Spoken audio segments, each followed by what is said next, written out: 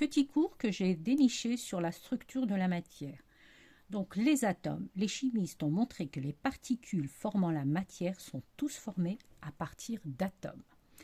Des atomes identiques portent le même nom et sont désignés par le même symbole. Ce symbole comprend une ou deux lettres, la première écrite en majuscule, comme cela le montre le tableau. Donc l'hydrogène, je vais le noter grand H, l'oxygène grand O, carbone grand C, et le fer, la première lettre sera en majuscule et la deuxième en minuscule.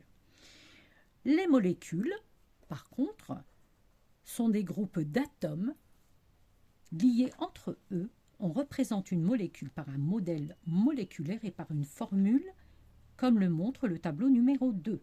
Donc ici, j'ai une molécule d'eau. Donc, en rouge, j'ai l'oxygène et H, l'hydrogène. Le dioxygène, deux petites boules rouges, dioxyde de carbone noir et le carbone, et le méthane avec un C en noir et les petits H en blanc. Ainsi, la molécule d'eau H2O contient deux atomes d'hydrogène.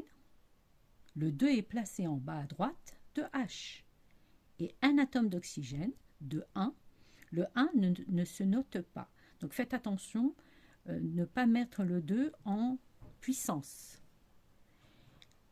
Interprétons les réactions de combustion. Donc la combustion du carbone.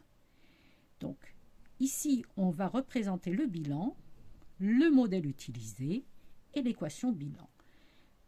Donc ici, les réactifs sont à gauche et les produits à droite. J'ai le carbone plus dioxygène va nous donner le dioxyde de carbone. Nous remarquons ici qu'il y a bien un atome de carbone et deux atomes d'oxygène, tant dans le produit que dans les réactifs.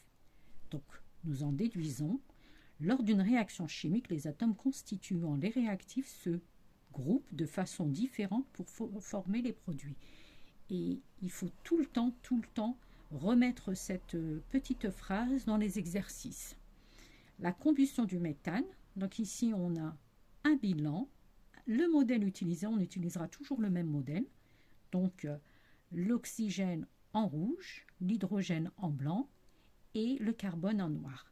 Donc ici on a le méthane plus le dioxygène qui nous donne dioxyde de carbone plus une molécule d'eau.